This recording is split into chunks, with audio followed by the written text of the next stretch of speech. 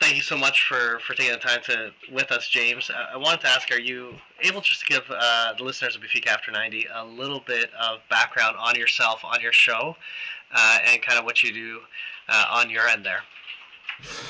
So I am part of a large group of Rangers fans who help put together the podcast called Heart and Hand, the Rangers podcast.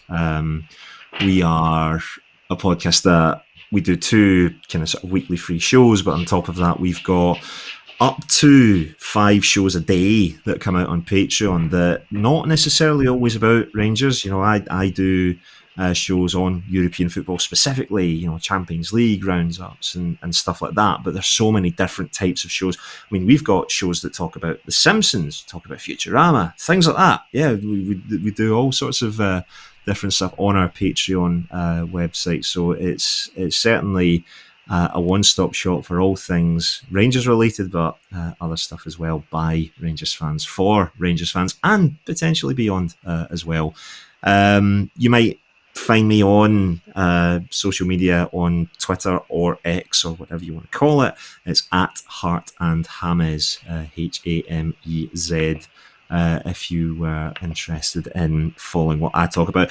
I'm very boring on Twitter anyway, to be honest with you, though. So, if you want to follow me, fair dues, it's very kind of you, but I wouldn't necessarily say I've got an awful lot to say out with things to do with Rangers, but I'm a big European football fan all the same. But yeah, it's been great fun talking as always, Mario, and you guys are definitely the go-to guys when it comes to Benfica stuff. So always good to have that link up. I appreciate it. I'm just taking a peek at your social media, and I saw a lovely post about 2 years together with loved ones. So puts a smile on my face. So it's not all sports all the Yeah, I'm always time. very positive. That's There the we thing. go. I'm never overly negative when it comes to that. I'm always a kind of happy-go-lucky kind of guy. So there is that. If you're kind of someone that only wants to follow things positive, then I'm your guy for that, I suppose. There you go. I think you need more of that in this sport. To be honest, you need more people that are willing to have ignore the white noise and the negativity out there and just kind of spread some happiness. And I think it's a really cool thing that you guys do. I think we've got a really great community in terms of the Heart and Hand community specifically, and it comes back to that thing of sort of positivity in the main. That's what I always want to try and preach, and so many of the other guys are very much, guys and girls I should say, they're very, very similar in that way as well, in terms of keeping things positive, upbeat, and it's just great fun following our team and doing what we get to do. Awesome. So what I'm going to do is I'm going to just clip together a couple of clips of the show I got to join you on. You'll get a bit of a feel of what you do. And I really appreciate the time. I think it's amazing, and it's going to be a fun time. I'm really looking forward to it, and it's always fun to match up with good quality clubs in Europe, because you end up getting good quality fan bases to kind of banter with, have some fun with, and I can't wait for it. Totally. Yeah, looking forward to it too. Awesome. Take care. Cheers.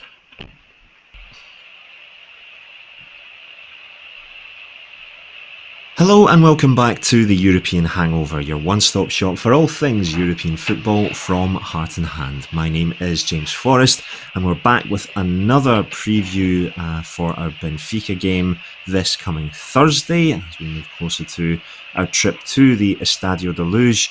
And once again, joining me to look back at a couple of very specific games that we talked about before, it is Mario Motta. Mario, I would ask how you're doing, but given we're recording this on Sunday evening after a game that we will get into, it seems a bit cruel me doing this. So I'm very, very appreciative of your time once again. It's one of those things where if you had asked 10 minutes ago, I mean, I'd be less kind to do it. But we did chat recently, and the idea was, let's see how the Sporting match goes, how this Porto match goes, and we'll connect after the Porto match. And I will say part of me was feeling a bit more hopeful. And it definitely did not turn out very well for us at all the last week and a bit. You answered the next question I was going to ask, actually, about the pressure, the potential for pressure on management following not just the result here, mainly that, but also the fact that it's two big games, it's two defeats. If it was to go south for you in terms of these two Europa games, no matter what happens domestically, it sounds as though there would be a groundswell of opinion of, we want to see some change. We want to, there's this guy here that could come in and, get a reaction out of these guys fairly quickly. That is going to add an interesting layer to this, I think. Yeah, I agree. I think it adds a bunch of pressure. Like I look at Benfica, where they've slipped up earlier this season, where they kind of had they beat Porto in the Supertaça, then they lost narrowly to a Liga side, and no one is happy about that. Then they kind of seems like they're finding their footing. Then they screw up against Salzburg. Fans are getting a little annoyed, and then they beat Porto. Then they have a tight match against Inter. And then again, they have a few fluttering areas where they fail, and the fans are getting a little annoyed again. Then they go on a winning streak where they beat not only a lot of Liga sides, but they also beat Sporting. So it's kind of this yin and yang, but I think it's one thing where you're slipping up against some teams that you have less emotional connection against. You're not happy to see those losses. And then you turn around and beat one of your arch rivals, and you kind of go, okay, we're still in the title race, we're still in for the cups, we're in the mix of things, and we got one of our arch rivals, let's keep going, right? This is a little different. When you lose to Sporting, I think that was a match we can kind of look past in the sense that it was a tight match. I think it should have been a draw. I think it was an unfair result. I think fans feel they look forward to the second leg. I think there's all to play for in that tie. But a 5-0 against Porto, that is just a certain level of aggravation to the fan base, and to the fans' credits, they're chanting and cheering right up to the 90th minute. And I think that's one thing that you gotta love about the club. But it is I think there's more pressure than ever, especially with a loss like that. You lose 5-0, you gotta do something. If we lose to Rangers, I think there'll be a lot of pressure now, and it's not an offense towards Rangers. It's just more of that compounding injury, right? No, totally, yeah. When the defeats start to stack up, and you feel like what your expectations are for the season, and it's just kind of sort of fallen away from you. Yeah, you want to make that change, and we've gone through that process already, and we're at the point now where we feel better for having made that decision when we did. I know you want to ask me questions in terms of Rangers as well, and this is partly for the benefit of your Benfica After 90 podcast as well. So, you are also talking to me off the back of a defeat that we've had. I know we spoke off air about, how I felt it all came to pass in terms of that and the initial feelings. But I wondered if there's anything further you wanted to sort of probe me on in terms of what's happened with us this last week. Yeah, personally for me, I'd be more curious about the way I'll put it is I think for us it's a negative pattern occurring that we're kind of heading in the wrong direction as a club. So obviously there's concerns on my part. But looking at Rangers, seems like they had a great season. It seems like they tripped up this weekend. For this trip up that just happened, does it feel like it was just a bad night? Maybe they're looking ahead towards Europa, saying, okay, we got this big game against Benfica, and they looked too far ahead and got kind of caught off guard on this league match? Or do you feel like there's something else that's brewing that, maybe you've been barely skidding by with a couple of results? Because I see something against Hearts, you guys had a 5-0, so it looks like you guys have been doing well. Like I look at the just high-level numbers. But yeah, looking at, do you feel like this is just an isolated event, a little trip up, and maybe they got ahead of themselves? Did Rangers? One other question I'd have would be, do you feel like they've rested anyone for this upcoming match against Benfica? The answer to that really depends on the type of fan that you're asking this to, because you're going to have your group of supporters who, at the first blip, there is an immediate cause for panic. Right? And there's an immediate sense of, this is why I've been saying all this time that we're nowhere near the finished article, and we've still got lots of issues, and blah de blah de blah, right?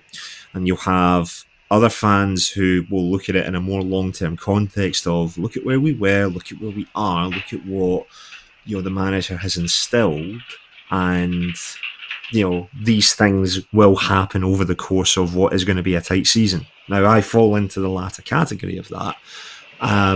In terms of why Saturday happened for us, I think there is an element of, this is a game that's sandwiched in between some games that are really kind of sort of circled on the calendar, right? You've got the Hearts game, the Kilmarnock game, games where I think there was a feeling, a worry that these are games that we could potentially drop points in, and any level of drop point is always going to be a problem when you've got a team like Celtic who, in every game you're expecting they're going to get a result, despite the fact that they are also having a pretty poor season, compared to previous campaigns that they've had, right? It was just from the first moment of the game, our heads were not in it. And you could see that. And people that you could normally rely on were not reliable. People who, any kind of level of thing that we can jab at certain players for criticism because we've done that before, it popped up. Consistent players were inconsistent in the game. And, the thing that I like is the fact that after the game, the manager was fairly pragmatic about it all, talking about the fact that this is a group of players that have given him so much so far, and to win the number of games that we've won since he's come in is rather remarkable, and that's something that should be remembered. Questions over performances of referees, and listen, referees in this country, and I don't know what it's like in Portugal, but referees in this country are very, very poor. Sometimes that's going to cost you more than others, I would say from a Portuguese perspective, we'd be very open to a swap arrangement to see if you guys would fare better than our guys. I am so up for that. It's been ongoing, I think, for the fan base, not just from Benfica fans, Porto fans, Sporting fans. We have, I think, far too many referees that have too many vested personal interests within the league itself and teams they support. It's a constant one joke after another, and I was really hoping VAR would help clean some of that up, and it has not done it at all. So yeah, we're always hoping that one day we just go to foreign referees is what all the fans request. Yeah, I think that actually happened one time. We had to get foreign referees in because our referees went on strike because they were unhappy at the way that we were being treated. Did it make things better for that 1 week? I honestly can't remember, to be honest with you. But people in this country always like to try and point the finger where they can. Listen, I'm not saying that that's what we're doing because of the fact there's the level of animosity toward a referee if you get a bad result. The referee was genuinely poor, had zero control of the game, and that is what it is, right? That's not the reason why we lost. We lost because we were not good enough. We did not play anywhere near well enough, and Motherwell had a game plan that worked for them in the end. Yeah. There's potential concern over the fact that one of our young players had to go off in the first half with an injury caused by a very strong challenge that on another day you might look at and say, why is this not being reviewed for a potential sending off? Certainly the manager felt that way, reading between the lines of it. He'll never come out and say this player should have been sent off. He's not that kind of character, but he was very keen to point out that our player got kicked off the park today. Which leaves us in a bit of a bind when it comes to that wide area, because a lot of the injuries that we have right now, especially the kind of longer term injuries, they're all coming from this kind of wide area, this wide position. So, Oscar Cortez looked like a really good prospect coming in on loan from Lens in the January window. He's out long term. Which is a real shame because he looked like a really strong option for that left line position. Rabi Matondo and Abdallah Sima are two guys that have also played in that left wing area and looked good, particularly Abdallah Sima, but they've been out injured for the long term. You're not going to see them in either of these ties, I don't think. We're missing Todd Cantwell, who would be the natural player to play in that number 10 position. We're missing Danilo, who is a striker that has a natural instinct for scoring goals. I'm naming off quite a few players that are out injured right now that would normally be in with a shout of playing a game like this.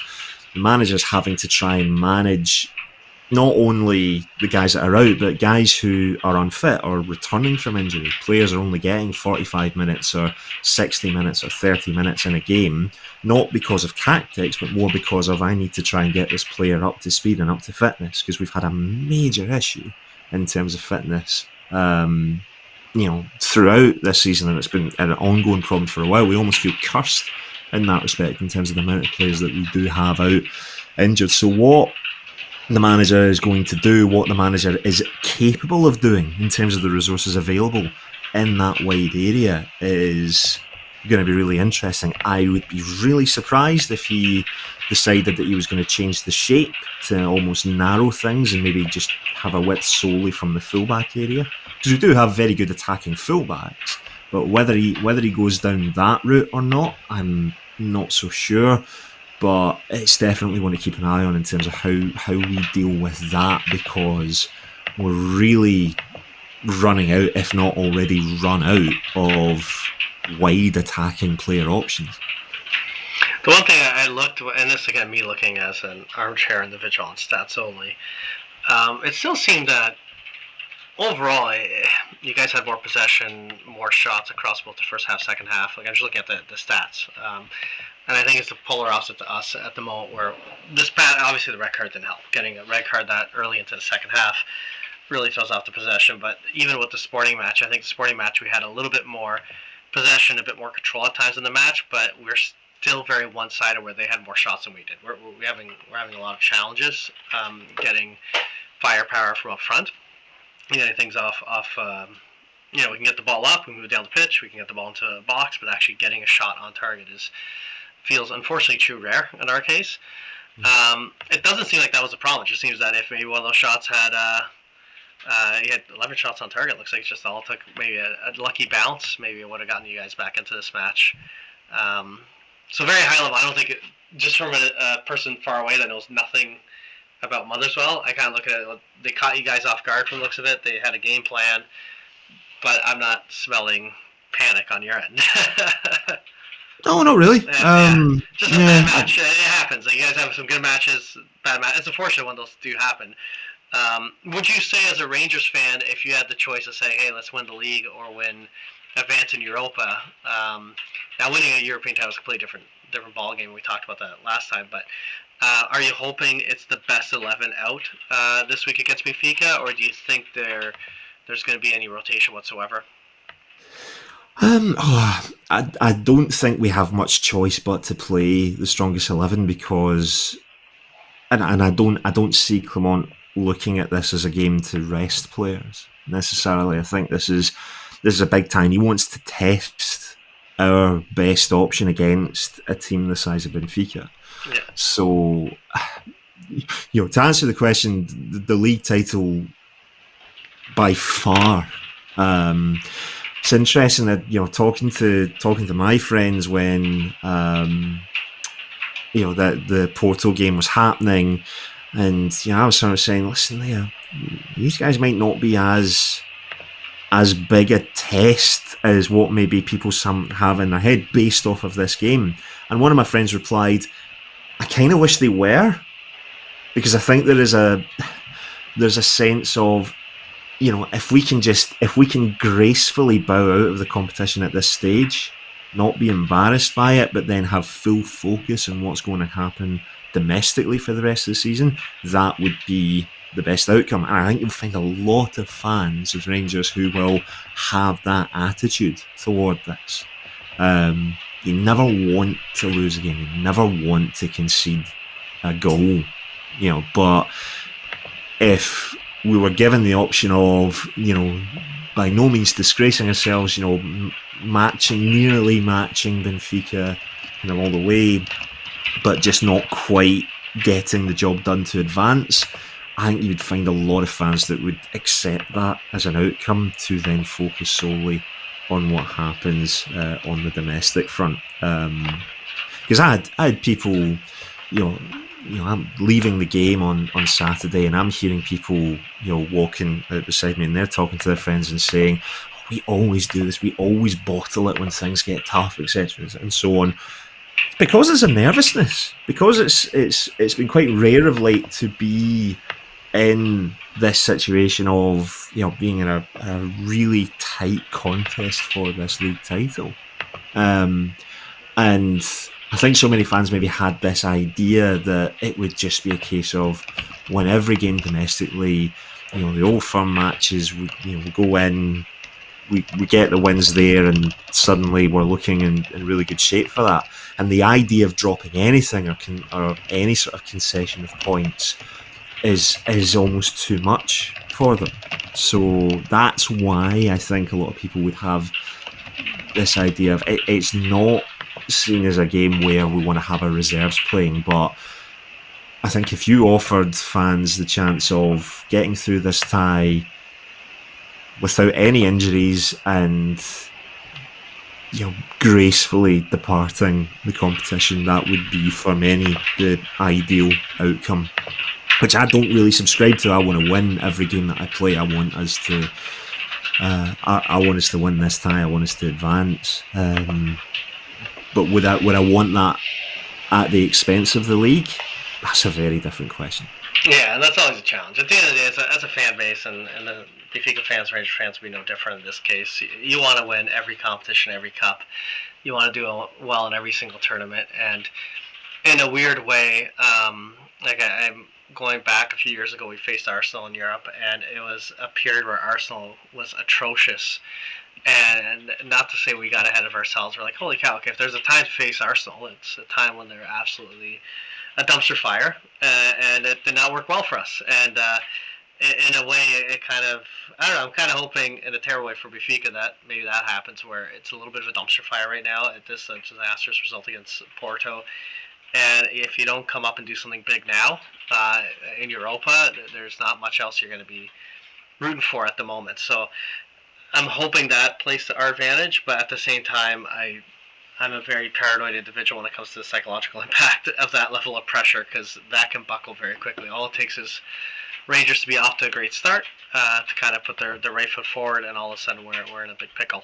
And yeah, no, it's going to be an interesting tie. I think if I was a Rangers fan, it'd be a great time to face a Benfica. Personally, the only thing that works out well for us is that at least it's in our stadium as a first match. So if you're on kind of weak legs, let it be on at least the home court side, and hopefully that helps us get the result. Do you think Rangers are going to, do they typically, no matter what, when they played in Europe, do they go to win no matter what, or do they strategically, let's say, try to hold off for a result, let's say if they're going to draw, or even if they can nick a 1-0 result, and then try to finish it off at home?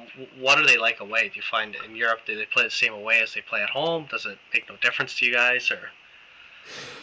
Most of the time, the European games we've played, especially on the strong runs that we've had, we've not really gone into these ties with a whole load of pressure on our side. I don't think, anyway. So, there is an element of freedom in that. I think whether we have that same level of freedom this time with the circumstances domestically, I don't know.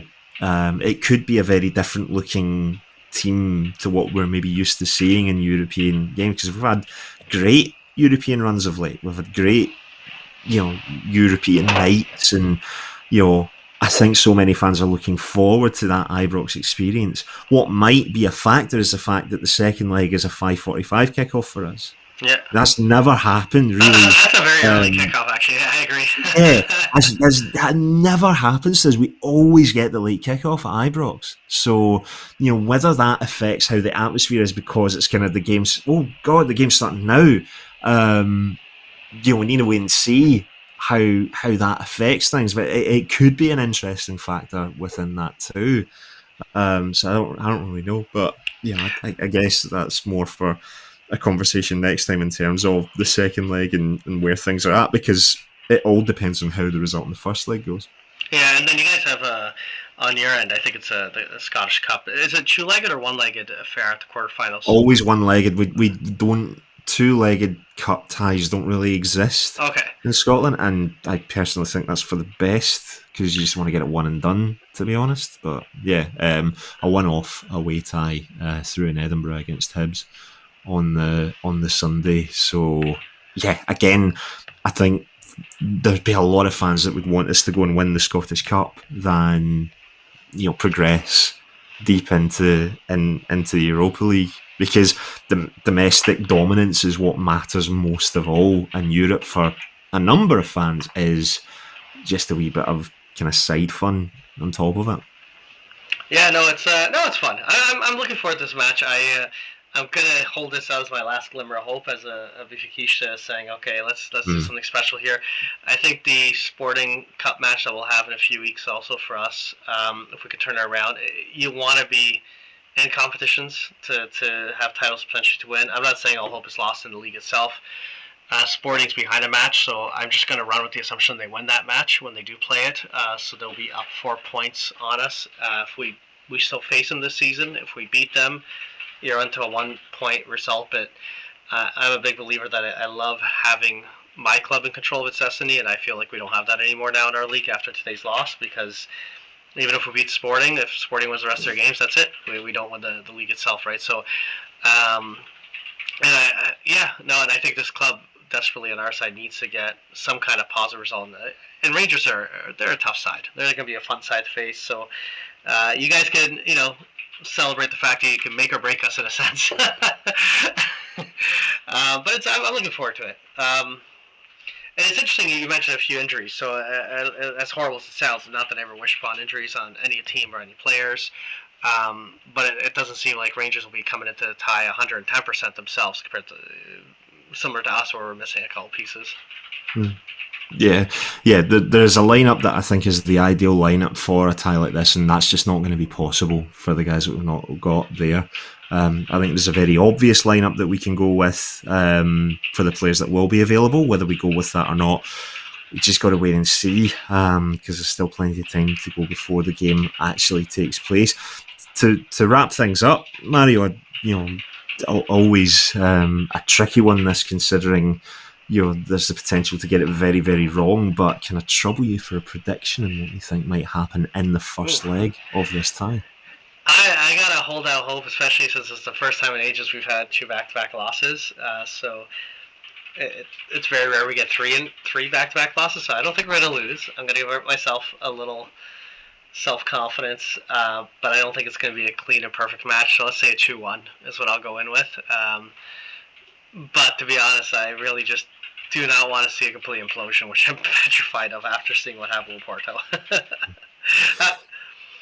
Yeah, for me, I'm very much of the feeling that there's the potential for Benfica to come out on Thursday and feel like a wounded animal that you got to be very careful with. I worry about our lack of attacking options available to us now, and the guys that will be available, are they consistent enough in these games where there is a higher level of pressure on? Can they go and get the job done? I'm not expecting, based on where we are at sitting here right this second, for us to get a whole load of goals. Am I trusting enough in my defence to keep out some of the attacking flair that Benfica's got?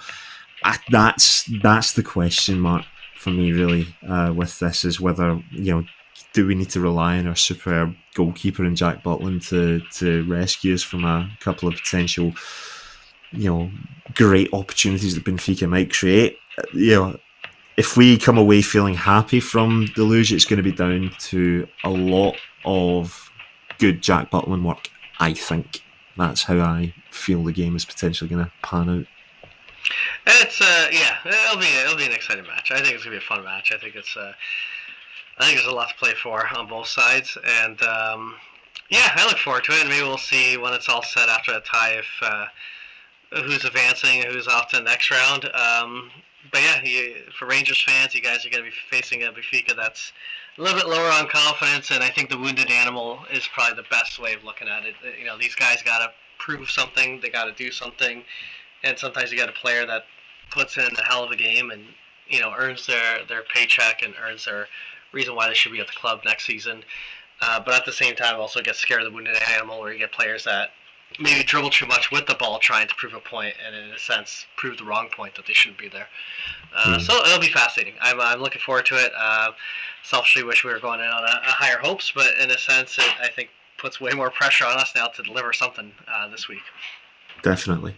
Well, we'll leave it there for this episode of the European Hangover. My thanks again to Mario Motta of Benfica After 90 for joining me, and hopefully we can catch up again after the first leg to see where things land going into that game at Ibrox. Mario, thank you. No worries. Thank you so much. Thanks all very much for listening. We'll speak to you next week after as we look back on that game in Lisbon. We'll speak to you next time.